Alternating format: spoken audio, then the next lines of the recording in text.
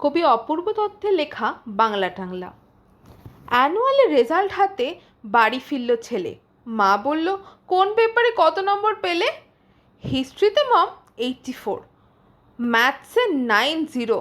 মা বলল, fantastic, just like a hero. সায়েন্সে dad not so fair, only 69। ইংলিশে জাস্ট 92, অল টুগেদার ফাইন।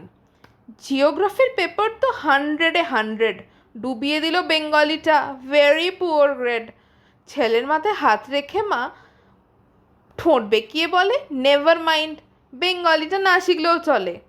বাবা বলল, বেশ বলেছ বঙ্গমাতার কন্যা, বাংলা টাংলা আমার মতো অশিক্ষিতের জন্য। বিদ্যাসাগর, রবীন্দ্রনাথ, নেহাত ছিলেন বোকা, না হলে কেউ শখ করে হয় বাংলা বইয়ের পোকা। মা বলল, চুপ করো তো, ওর ফলটা কিসে? স্কুলে কেন বেঙ্গলিটা পড়ায় না ইংলিশে?